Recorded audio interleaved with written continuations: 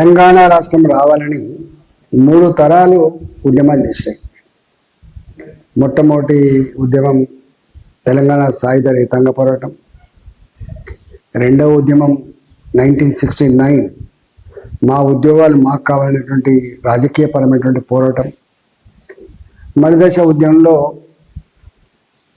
మా అస్తిత్వం, మా స్వయం పాలన మాకు కావాలి, మా వనరులు మా ప్రజల యొక్క అవసరాలు తీర్చాలని దాంట్లో కొట్లాడి తెచ్చుకున్న తెలంగాణలో 10 సంవత్సరాలు 9.5 సంవత్సరాలు పాలించబడ్డది కేసీఆర్ నాయకత్వంలో.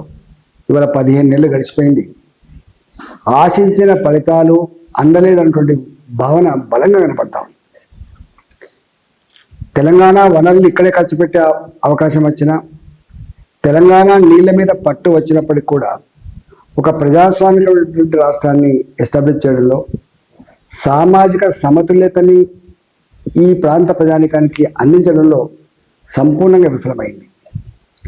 అది మెల్లమెల్లగా రాచరికపు పద్ధతుల్లో ఒక కుటుంబ పాలనకే పరిమితమైపోయి, ఈ రాష్ట్రం మీద హక్కు మాకే అనుకుంటే ఒక సెంట్రలైజ్డ్ పాలిటిక్స్ మొదలైన తర్వాత ప్రజానీకం అంతా కూడా మేము తెచ్చుకున్న తెలంగాణ దీనికోసం కాదని, ప్రజాస్వామికమైన తెలంగాణ, సామాజిక తెలంగాణ, అందరికీ అన్ని సమస్యల పరిష్కారం కావాలనే తెలంగాణ, అన్నిటికంటే ముఖ్యంగా ఇక్కడ చదువుకున్న యువతకి ఉద్యోగాలు రావాలనే తెలంగాణ, ఉపాధి దొరకాలనే తెలంగాణ అయితే ఉందో అది నెరవేరలేదన్నటువంటి భావన ఉంది.